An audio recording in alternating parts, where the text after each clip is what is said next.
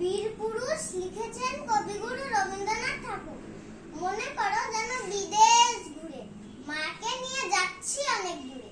তুমি যাচ্ছ পালকিতে মা চড়ে, দরজা দুটো একটু ফাঁক করে। আমি যাচ্ছি রাঙা ঘোড়ার পরে, তক বগিয়ে তোমার পাশে পাশে।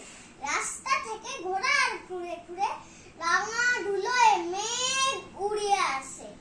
সন্ধে হলো, সূর্য নামে পাতে, এলেম যেন জোড়া দিঘির মাঠে।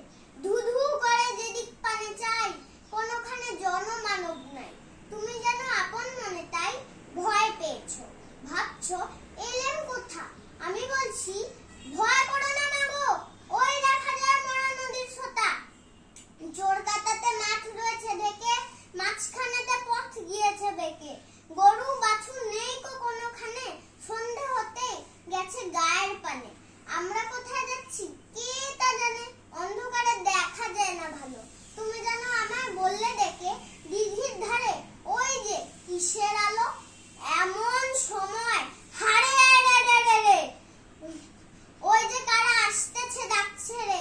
তুমি ভয় পালকিতে এক কোণে, ঠাকুর দেবতা স্মরণ করছো মনে। বেয়ারা গুলো পাশের কাটা বনে, পালকি ছেড়ে কাঁপছে থরো থরো। আমি যেন তোমায় বলছি ডেকে, আমি আছি ভয় কেন মা করো। হাতে লাঠি, মাথায় ঝাঁকড়া চুল, কানে তাদের গোজা জবার ফুল। আমি বলি দাঁড়া খবরদার, এক পা আগে আসিস যদি আর। এই চেয়ে দেখ আমার তলোয়ার, টুকরো করে দেব তোদের ছেড়ে। শুনে তারা লম্ফ দিয়ে ওঠে, চেঁচিয়ে উঠলো হারে রে। তুমি বললে যাস নে খোকা রে। আমি বলি দেখো না চুপ করে। ছুটিয়ে ঘোড়া গেলেন তাদের মাঝে, ঢাল তরোয়াল ঝনঝনিয়ে বাজে। কি ভয়ানক লড়াই হলো মাঝে, শুনে তোমার গায়ে দেবে কাটা। কত লোক যে পালিয়ে গেল ভয়, কত লোকের মাথা পড়লো কাটা। এত লোকের সঙ্গে লড়াই করে ভাবছো খোকা গেল এই বুঝি মরে। আমি তখন রক্ত মেখে ঘেমে বলছি এসে লড়াই গেছে থেমে।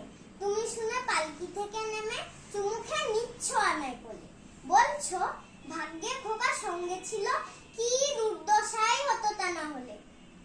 রোজ কত কি যে ঘটে যাহা তাহা, এমন কেন সত্যি হয় না আহা। ঠিক যেন এক গল্প হতো তবে, শুনতো যারা অবাক হতো সবে। দাদা বলতো কেমন করে হবে খোকার গায়ে এত কি জোর আছে। পাড়ার লোকে সবাই বলতো শুনে, ভাগ্যে খোকা ছিল মায়ের কাছে। ধন্যবাদ।